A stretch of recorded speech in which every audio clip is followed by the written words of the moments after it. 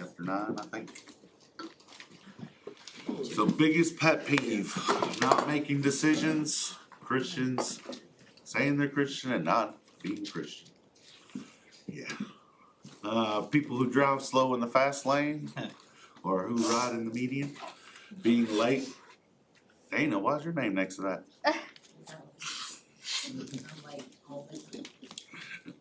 Directly at Gary whistling. Gary's whistling. Yeah. And being in the kitchen. Yeah. Loud Have you ever met chewing. anybody who like don't like whistling a tune? Somebody's like, you're too happy right now. You know, like they. Wade whistles here at the office because he's not allowed to at the house, I think. And up here, and I'm like, yep, here's Wade. And then people not using the blinker. Who's that one? You? Oh. Stand it. I'm sorry. If I have to go before I use it. So this is what I say. Don't worry about where I'm going. You worry about where you're going. You only got so much blinker fluid before it runs out. There you go. Oh, I will. I do. Dawson does. Stop it. Mine's probably somebody slurping Right. cereal when they're eating cereal. Don't talk Is about my yours dog. microwaving a milkshake? I'm like, you're gonna have to go No, somewhere else. mine is when somebody calls me and the call drops and you keep calling. If you don't have service, quit. Yeah, you're the problem. Just call me an hour later when you got service. Yes. So we're talking, this whole series has been interruptions, and today we're going to talk about a good interruption that happens to Jesus. So God ordains interruptions to call us for a sensitive heart.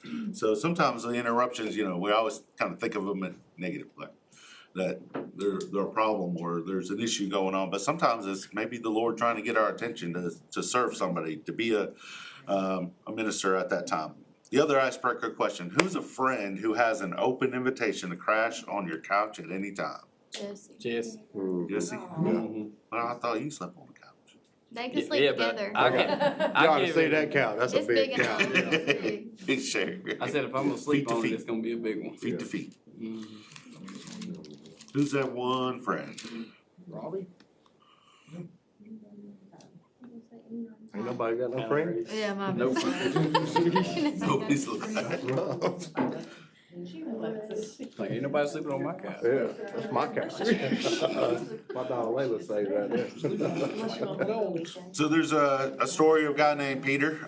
He was on his way home to England, going through the Chicago airport, and his flight was delayed because there was a volcano eruption in Iceland, and so I guess can't fly through all the smoke and everything, and so it was delayed. Wasn't going to be able to get home for a few days, and so he trying to figure out what he's going to do in Chicago. So he calls a friend, or actually he emails a friend about 150 miles away, and he says, "Hey, I'm in Chicago. Can I come crash on your couch?" Well, at that same time, Peter's friend was going through a difficult situation, got some terrible news. His wife was like, "What's going to cheer you up? Like, what can we do? Like, who would you like to hang out with?" And he's like, "Man, if my friend Joe could just come and stay on my couch." And so at that same time, God was kind of orchestrating that whole thing to minister to Joe's needs. And Joe could have looked at it like, I'm not going to get home for 3 days. It's an interruption. I'm stuck in Chicago. I can't do anything. But he took that time to just see who he could be, who he could connect with, catch up with, and God used that to minister to others. And so, again, in our lives, sometimes our interruptions are God interruptions. They're not always a bad thing or a negative thing. It's that God's trying to get our attention to be able to help each situation. It's not like that every single time, but I do want you to think after this lesson, when interruptions happen, don't just think of them negatively, but how can I help in this situation? What can I do in different places? And we're going to talk about a couple of different scenarios throughout this lesson. But in a world that has become busier and busier, we may miss the interruptions of what the Lord wants to do through us. So we'll jump into it. Luke chapter 8, 40 to 42. These are probably going to be two familiar stories for you today, but I think we can pull out some truths from this as well. Luke 8, 40 to 42, if someone will read that. Now when Jesus returned, the crowd welcomed him, for they were all waiting for him.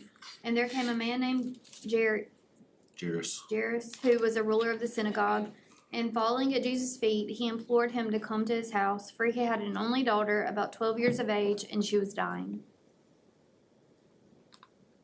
have a little bit. As Jesus went, the people pressed around him. Yeah, so our connection point is Jairus requested Jesus to come to his house to heal his daughter, and Jesus complied. And so Jesus' fame is growing from city to city. Only chapter 8 of Luke, but he has healed people, raised people from the dead. He has gone from city to city, and his fame of being able to heal, to minister, to meet the people's needs has gone out, and he's returning to a familiar place.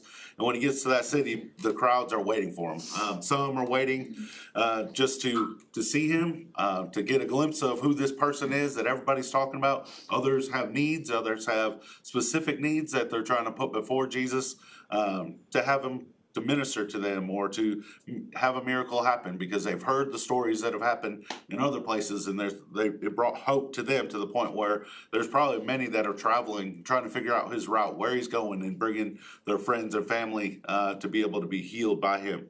And so when he gets there, there's a great crowd already expecting him. It's kind of like a good reception.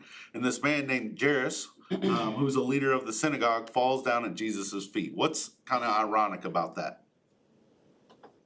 That this person would be the one to fall at Jesus' feet. He's a ruler.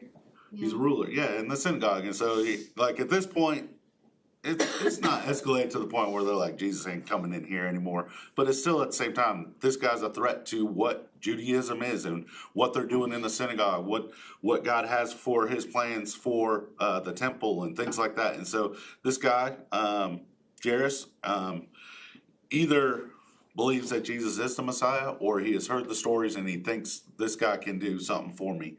And he has a daughter that's 12 years old, sick and dying, it says. And so you can probably imagine he's done everything he can. He's probably spent as much money as he can. As a religious leader, he's probably asked his small group or his church to pray for his daughter. They've done everything. They probably did everything by the law that it says to do, and just nothing has worked. And so they hear about this person. And so Jairus is desperate, but he's also willing to humble himself before Jesus. And so he bows before him, asks him, can you come to my house and to heal my daughter, 12-year-old. And so those that have kids or have had a kid that's 12 years old, I mean, they're capable. They can have a conversation. They're good at doing things and everything, but still they're very dependent upon people. They're dependent upon their parents. They're dependent upon all these things, and so there's still an innocence that they lose when they become teenagers. But at the 12, there's still that little innocence there and good things. And so you can imagine how his heart felt for his daughter that's sick and nobody can do anything for. So he's willing to put himself before Jesus. And Jesus says, I'll go to your house. And he wants to do that. But as you see here, the crowds were nearly crushing him. There were so many people that just wanted him. You can just kind of imagine, or if you've seen The Chosen during this scene, the streets are just filled with them. And so it's hard to get from house to house just to get through the crowds and push through the crowds as he's going. And so not only did Jesus just get done with a long walk and get back to a place that's familiar. He probably wanted to rest. He probably just wanted to chill out and just hang out. And then all these people have needs now in a new city and are back in his original city where he was. And then have a specific need of somebody that's dying. And so Jesus wants to help, but then the crowds are all gathered around him. And it says that it's nearly crushing him. So you can kind of get this idea. I don't know if this example will work for everybody, but back in my day, I used to go to a lot of concerts, and there'll be some concerts where, there's no chairs anywhere. You just kind of in a big pile of people. And next thing you know, you're on this side of the room, and then next thing you're over on that side of the room, just because where the people move and where the masses move. And I almost picture Jesus trying to do that, and he's just kind of getting pushed back and forth as he's trying to get through the crowd to get to this daughter in that. So he's just trying to push through to get to the need, to get to minister to this person. And so the interruption is at the first time for this section is he just wants to get to the city, that's familiar, chill, hang out for a little bit, and then go on with the ministry. But yet the needs are so pressing around them. The people have so many needs. And I mean, if we took up a list of needs in here today, I mean, it would probably fill up that whiteboard or fill up 2 whiteboards of all the needs that we have. And so you can just imagine if Jesus was in this room, we would all kind of be like, all right, next, take the number. And that's what it's like for Jesus at this point. And when I think about this, it reminds me of why Jesus got away from everybody, why he took time to go pray and to get away, to just be by himself. You know what it's like to just be overwhelmed with people and just be around people all the time. I love people, but sometimes you just need a little break. And so that's what it's like for Jesus as well. He's human in that aspect as well. And so the first question that we have when we're talking about this is, what do you appreciate about Jairus's encounter with Jesus? What stands out to you?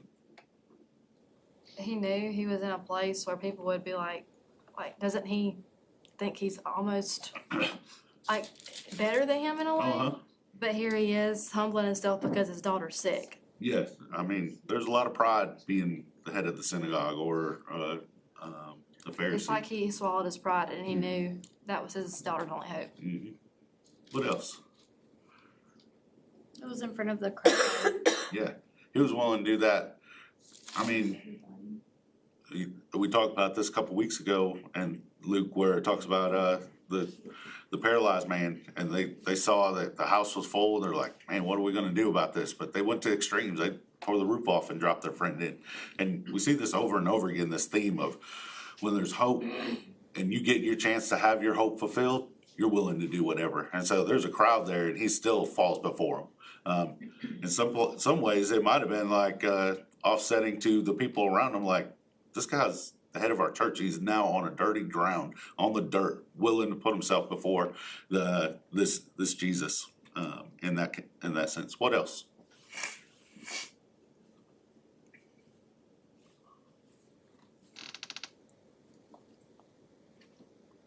I think the other thing is, like, when your needs become so much, I mean, you just can't think about what other people think. For him, he could have looked at the crowd and be like, maybe tomorrow I'll get to talk to him. Maybe later on today I'll find him. Maybe I'll send somebody else that's more important to get him, and then he'll come to my house and things like that. But his daughter is dying. He knows his daughter is dying. I don't know if that's just from the way things are going, the progression, or if a doctor said there's nothing we can do, or what. But he knew that this was his chance, and so he went to seize that chance. So we're going to see in this next set of passages, you need to seize the opportunity God gives you to serve him and to serve others. In the next verses, we learn that we are also to see interruptions as opportunities to serve. So as he's on his way to Jairus' house, this happens to him along the way. If someone could read 43 to 48.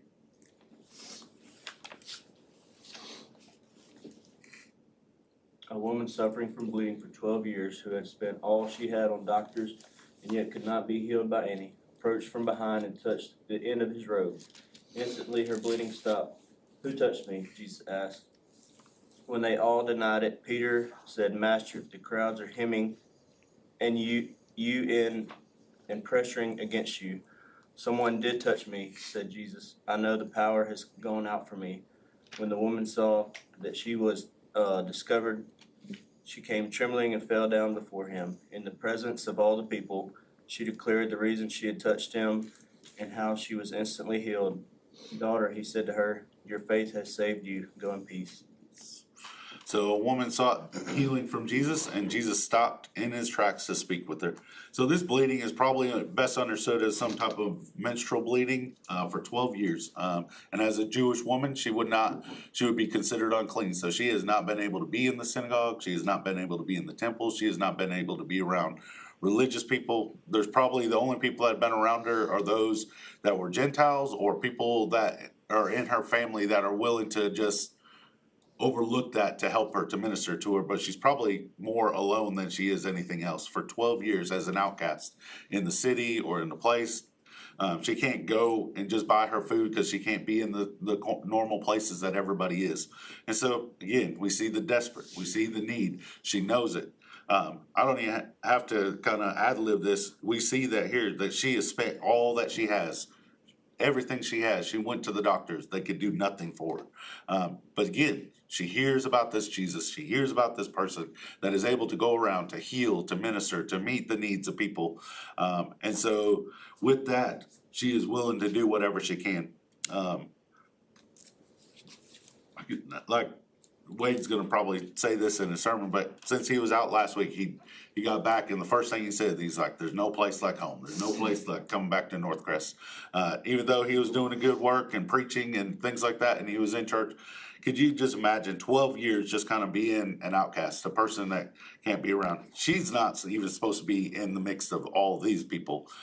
She would be, like, if somebody spotted her or knew her from somewhere else, she could have just been picked up, thrown out of there, and again, isolated from everybody. But she was willing to do whatever she can in that. I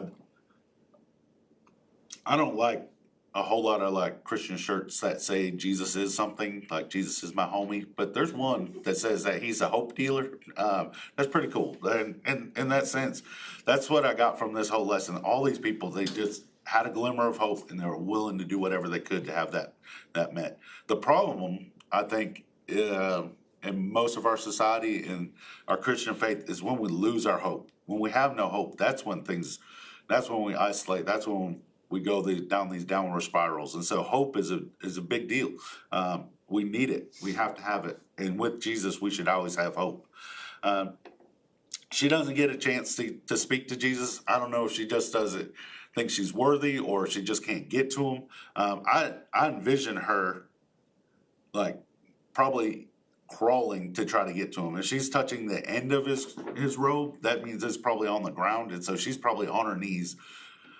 Like Jairus, who fell before him, she's crawling to try to get to touch him, knowing that he is her hope, knowing that he is the one that can heal her. So she's crawling through the crowd, trying to get to him, and then finally touches him. And like that, it says that she was healed. Perfect. She knew immediately that this was over, that she did, by faith, came to Jesus, didn't even have to ask. She just knew if she could just touch him, he could heal her. And I think about my faith, and I don't know that I have a faith that strong.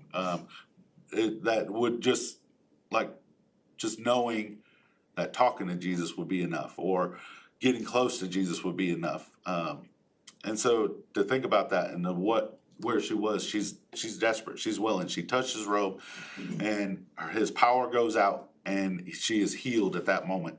Jesus knew it. Jesus knew a miracle happened. He was aware of it. And I don't know if it's more of like Adam and Eve in the sense that at that point we assume that it is Jesus that walks with Adam and Eve in the garden. And when they sinned, what does he say? Where are you?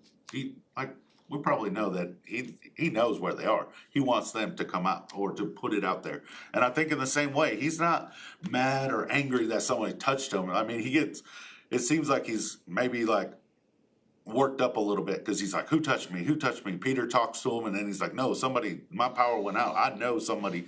And I think it's more just like, let me love on this person. Let me show mercy to them. Let me talk to them and share with them what happened in their life, and to make sure that they know that not only are they healed physically, but spiritually.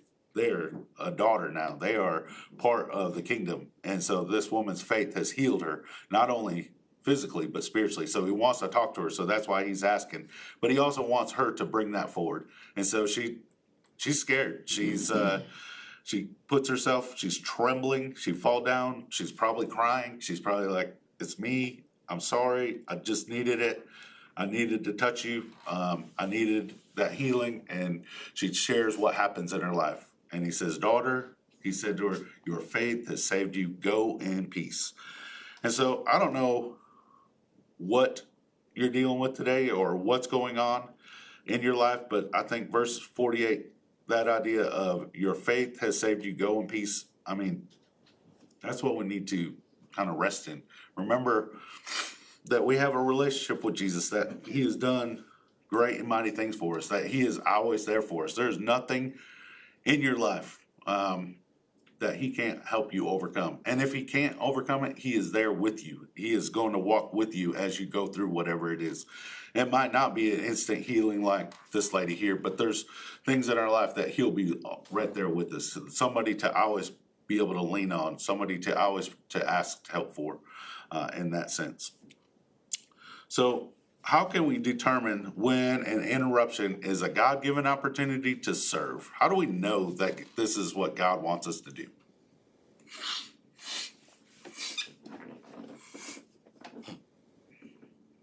When there's no other explanation that you can think of. Right? Yeah.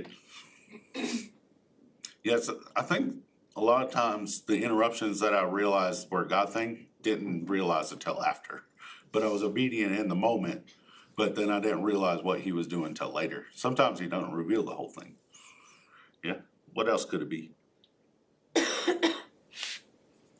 Most times things have just come in my life that just I wouldn't see and it come from left field, and it's like, do you believe that's a coincidence, or you like, or that's kind of how I look at those things. Like, it may be a coincidence, I don't know, but it may be God trying to get my attention, you know. And if something comes out of left field, I tend to try to give it more attention, because it's kind of look at it, may be God trying to get my attention, go in that direction. And Yeah, I have a friend that a couple of years ago, he was going through just a lot. And I mean, I had seen him personally like 3 or 4 years, but I would just send him a text and it was like the perfect, or Lord would give me a song and I would send it to him and I was ministering to him and I didn't even realize what was going on. But, you know, sometimes it's just being obedient in the middle of an interruption. I did think of, like, when I created this AI picture here, of an accident, I thought of Ryan. Like, if Ryan sees an accident, he's probably gonna get out of his car, pull over, and he's gonna get right in the midst of it. And it could have been an interruption. For these other people, they're like, where's the traffic jam and all this? And Ryan's probably gonna be the type that's gonna run through the middle of the traffic jam to get there to help people and to serve people. And so, you know, we can look at things that are going on, or we can try to make the best out of it and make a difference. And so, could you, like, we talked a lot about this woman and what he did for this woman, but he's on the way to heal this young girl. And Jairus is probably like, we ain't got time for all this. We ain't got time to minister to this girl's needs. We can come back. She is not dying. My daughter's dying. Let's move on. This is an emergency here.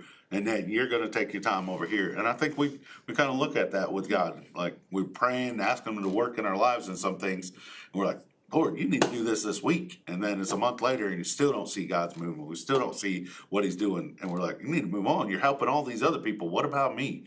And, you know, sometimes it's in timing. Sometimes it's in God's timing. And sometimes in a way that God's going to get the most glory out of it.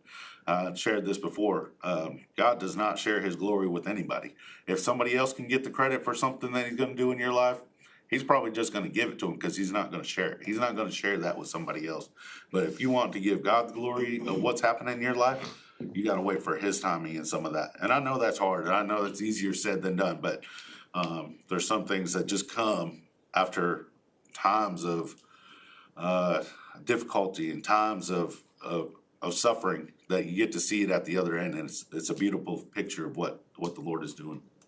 So in our next verses, we see that we should not let interruptions keep us from returning to our original assignment. So sometimes we get so interrupted, we never get back to what we're supposed to be doing in that. And so we're going to see in Luke 8:49, you could just read it all through 56, but the passage is really these two passages. But if you're reading from your Bible, just read it all the way through to 56, 49 to 56.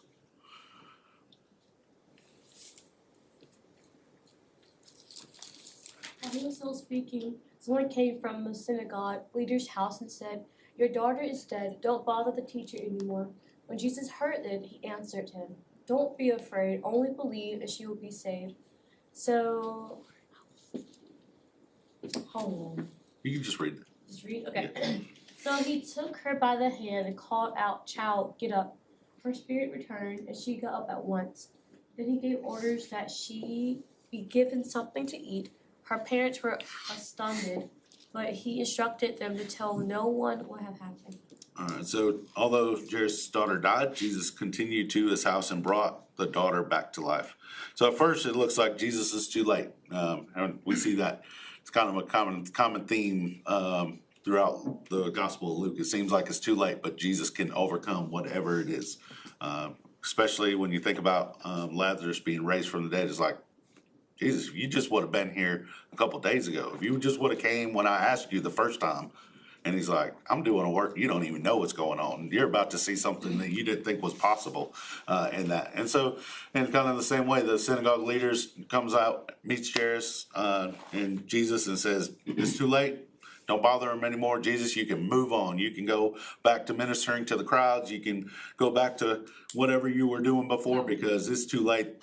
It's final. And for us, in our worldly perspective, in our earthly perspective, death is final. I mean, we say this all the time. There's no coming back from dead. There's no being resurrected and coming back, or healing that's going to happen when you're been dead, and things like that. And so we know what that means. And so you can imagine, it doesn't give us any, but we can kind of just look into this passage and draw from it that Jairus is probably crushed. Maybe if he wouldn't have healed that woman, maybe if the crowds weren't that bad, and if maybe all these situations, and you know, if you're dealing with something that's out of your control, maybe it's a loved one that is going through sickness, and you go through that process of praying and asking and bartering. It's like, Lord, if you just heal them, I'll do this. I'll serve you. I'll do this. I'll give more. I'll do more. And you start just bartering back and forth, and these are all natural things that we go through as people. For Jairus, he's probably devastated by this, but Jesus turns to him and he says, don't be afraid, only believe. And again, I don't know what you're going through today, but I think those are some words that you need to hold to as well. Don't be afraid, only believe. Only believe that Jesus is the one that's going to heal, that's going to take care of it, that he's the one that's going to overcome. And I know sometimes it doesn't work out the way that it's going in our minds, but in the same way, in the same time, we know he has a plan, a better plan than anything we can ever think. And it'll be revealed to us in one day. Maybe not on this earth, but maybe we'll find rest in the sense that we will fully understand in the next life that we have. So finally, Jesus gets to the house. He raises her from the dead. The child gets up. Her spirit returned to her, and she got up at once. And so he healed her. She gets up. And it's interesting that what is the first thing he says? Your food. Yeah, gives her food. Why would you give someone food? To just, I guess, capitalize on the fact that she's alive, she's eating. I think that's the key right there. Like, some people are probably like, is this like a ghost? Is this like really her? But only humans need food. And so he's like, give this girl some food to like really prove that she is back alive. And maybe it could have been, some commentators think that it could have been some type of sickness where she hasn't eaten in a long time and then she dies. And so she's really hungry because she's been sick. You know, if you've been sick for a couple days, when you're finally feeling good, you're ready to eat. And that kind of thing. But I think more so, it just shows the humanity that she has really come back. She is really a young girl that's ready to eat, that she needs that substance in her. And her parents were astounded, but he instructed them to tell no one what had happened. And so when you think about that as well, they were astounded in that. And I think sometimes, like, I have a belief in Jesus, but when he does something, my faith increases. And I think that's what that astounding there is. It wasn't that they disbelieved, that he wouldn't have gone through what he did or did what he did to get them to come to her house if he didn't think Jesus could actually heal her. But at the same time, when he does work, sometimes it's astounding. It's amazing. It's those type of stories and testimonies that we should be sharing. When I think about sharing a testimony, and I think I already brought this up before, but with Alexis, she was sharing her testimony. She's like, do I share my testimony? Do I share this testimony? And I was like, whatever the Lord leads on you. Like, he's always giving us new testimonies to share, new ways to be able to just lift his name up, to show who he is to other people. And so be astounded, write them down, make those times where the Lord intervenes into your lives and helps you, and make those times of being able to share those stories with other people. They're going to be a hope for other people as well. And so you don't know what he's doing in your life to be able to share it with other people as well. And, whatever it is, you can give God the glory through it. So Jesus raises Jairus' daughter from the dead, and we see this kind of bookends of what's happening, and then in the middle, this interruption happens. And if Jesus would have just moved on, this woman still, she could have died without that hope, without being an outcast, being alone. Probably people wouldn't even know who she was or whether she lived or died. But yet, because she had that faith, because she was willing to do whatever she could, we are still telling her story 2,000 years later. We don't know her name, but we know this story. This is a story that's commonly told to talk about how Jesus can overcome all things in that. So, in the end, when have you seen or heard God working in a situation that seemed hopeless? So have you ever seen like a hopeless situation where you've seen God give some hope, give some that someone's willing to share?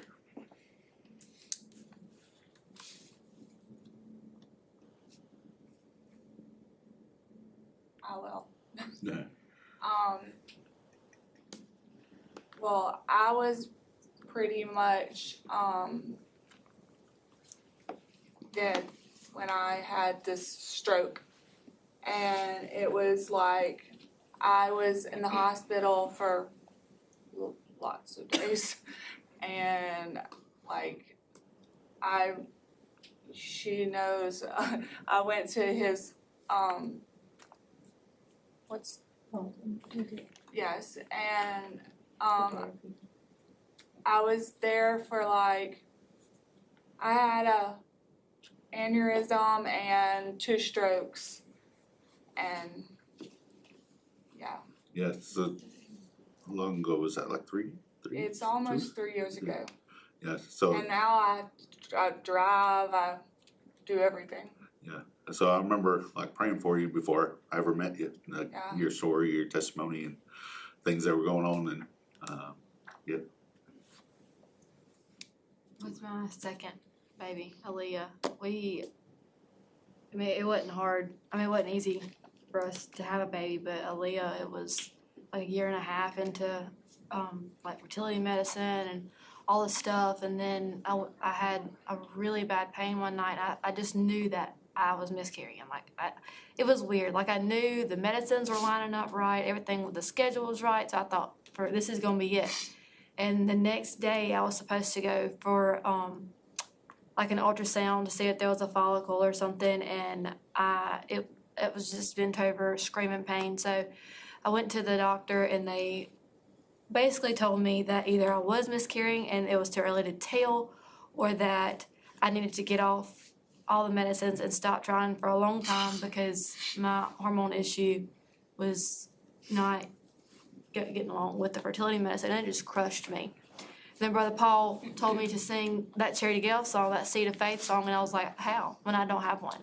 Like, there's no faith. I'm angry, and was wrong with me at the time, but I'm thinking he will literally let a lady that's living on the streets, that gives herself away every day, a baby, but not me. And I was so mad. And I remember Jamie and Judith Beasley and all them, they were just praying on my behalf because I had no interest in it. And I went Monday to make sure, because it was an infection in my lower back and all that, to make sure it was okay. And I was laid on the ultrasound table, and the nurse came in and she said, you can't give her that antibiotic. And she said, why? She said, because she's pregnant. And it was just like, I remember just sitting there squalling and thinking there was no hope literally 2 days ago. Yeah. Like, we didn't even think I was pregnant, and now you're telling me I'm pregnant. And we had to make sure it wasn't a chemical pregnancy, but it was a very hopeless situation. That Friday and that Monday was a completely different story. That's awesome. So there's a guy that I'll see if I can pull it up here. Man, I don't know what I looked at last time. Cruises. Yeah,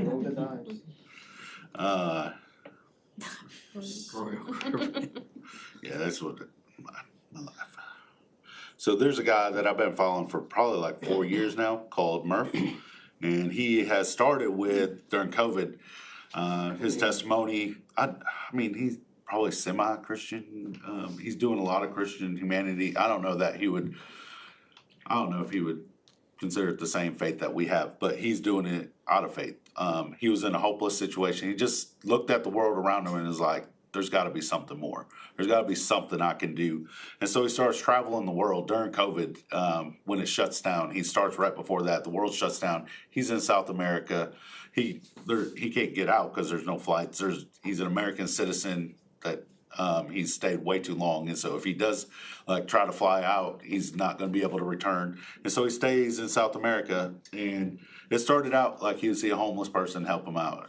A mom with 2 kids or a grandma raising and provide food and things like that. And he just would put this out on social media and he'd say, so-and-so, here's their story.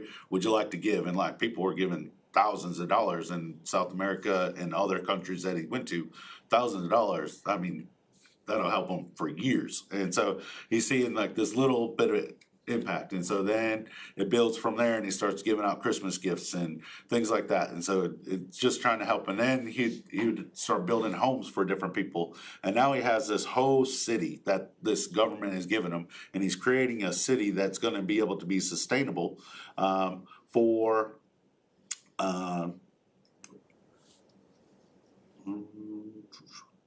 yeah. And so there's like this whole city that he is creating right now that's going to be used to help this family or this area in El Salvador where there's no men. Basically, all these women are raising kids or grandparents in the city. And so the work that he's doing now, he's creating coffee farms and income so they can survive by themselves. So he can go in, help them. They can have a living wage, have what they need, and provide for themselves. And so where at the beginning, he was like just meeting needs, and now he's creating systems in that.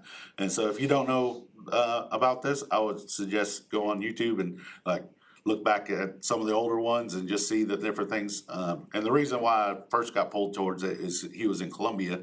And so during that time, a lot of refugees from Venezuela were coming over and he was working with them. And so, and that was very common for what we were doing in the churches that I worked with there.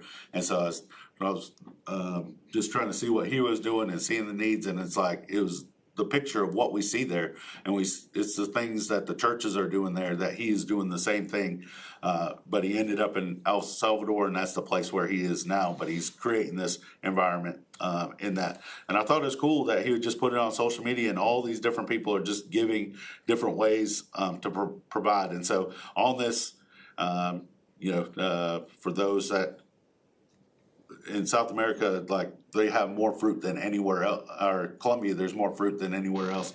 And so that's where these fruit trees come in, and why he hopes that people will plant them, because they provide over and over again. They continually produce what they need to eat for these families and for these people and for these kids. And so on YouTube, you get to see the behind the stories. You get to see the hope. You just celebrate what God is doing through Murph's life, and just somebody that's willing to see a need.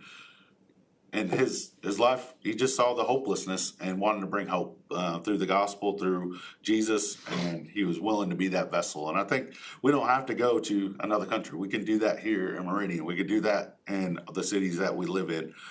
Just be that vessel of hope for other people. Share those testimonies. Take the testimonies you heard today and share it with other people. And just bring that hope. Provide and do what you can. And so I hope from this lesson you see that sometimes interruptions are just God interruptions. They're divine opportunities for you to be a minister, to be a servant, to be a help to somebody else. And so try to say yes to as much of what God is doing around you so you can be a blessing to others. And then finally, it starts with prayer. We need to pray and to seek the Lord, to ask him to use us in that. Ask for insight, to know what's going on. Give us the behind the scene picture of what's happening. I was watching a documentary of the Braves when they won the World Series in '95, and it just kind of gives you the behind the scenes of what actually was going on, the stories behind the scenes. And that's kind of like what we're asking the Lord to do, to reveal those things. So what are you doing around me that I can join in and to be part of? And then make time for others. You can minister but ministry happens towards other people. So you have to put yourself out there and to be a blessing to others in different ways. So I want to pray, and then we'll have prayer requests and talk about a few different things. Our Father, we do thank you for this day. We thank you for opportunity to look at your word, and I just pray that you'd help us to see those divine opportunities that you are providing for us, that we can share a testimony, that we can be a living hope to those that are around us.